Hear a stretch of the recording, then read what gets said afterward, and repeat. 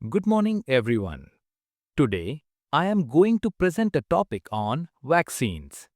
This topic is very important for life science, veterinary, dairy technology, and public health students. In this session, we will understand this topic step by step, just like a classroom explanation. Let us begin with a basic introduction to vaccines. Vaccines mainly provide protection. They protect our body by preparing the immune system before an actual infection occurs. Another role of vaccines is prevention. Instead of treating diseases after they appear, vaccines help us avoid them. Vaccines also help in preparation. They train the immune system to respond quickly when a pathogen enters the body.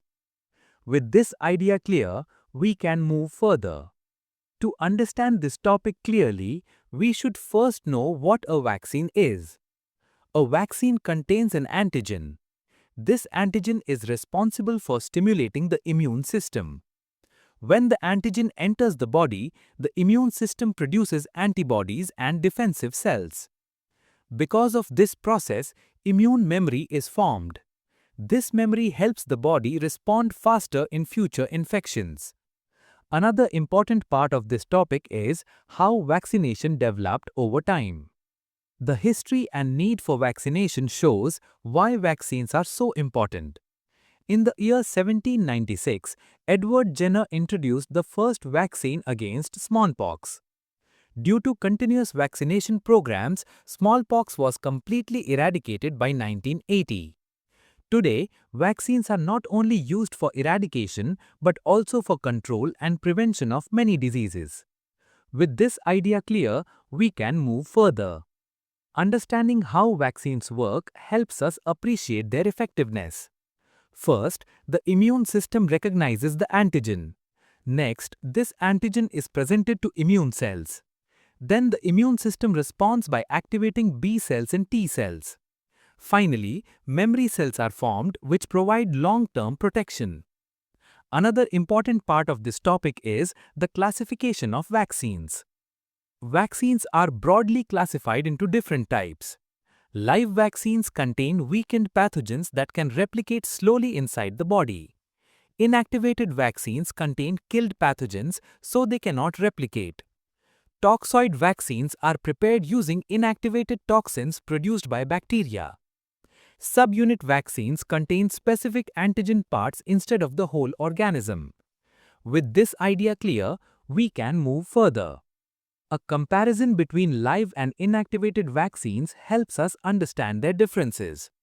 Live vaccines replicate weakly in the body and produce strong immunity. Inactivated vaccines do not replicate and are generally safer.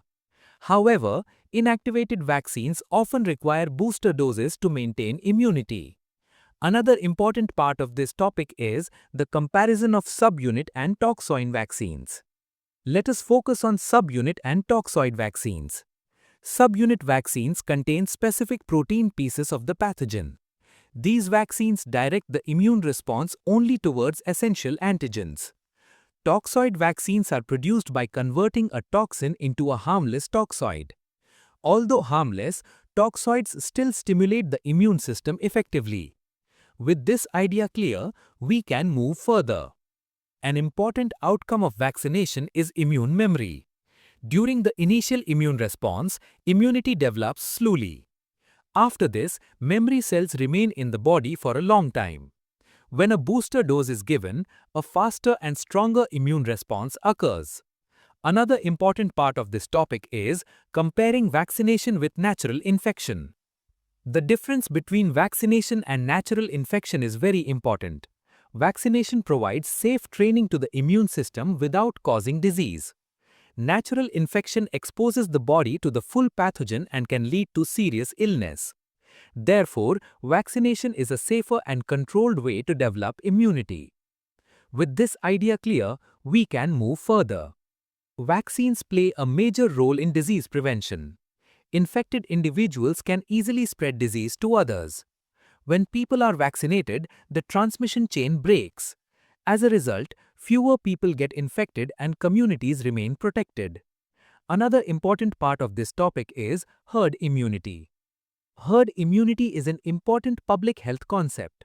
When a large portion of the population is vaccinated, disease spread becomes difficult. Usually, a vaccination coverage of about 70 to 90% is required. This depends on the reproduction number R0 of the disease. With this idea clear, we can move further. Vaccination is also very important in dairy and veterinary practice. It protects animals from diseases like FMD, brucellosis, HS, and BQ. Maintaining the cold chain between 2 and 8 degrees Celsius is essential for vaccine effectiveness. Proper vaccination schedules help maintain herd health and safe milk production. Another important part of this topic is the overall summary. This visual summary connects all the vaccine-related concepts. It links vaccine types, immune mechanisms, and immune memory.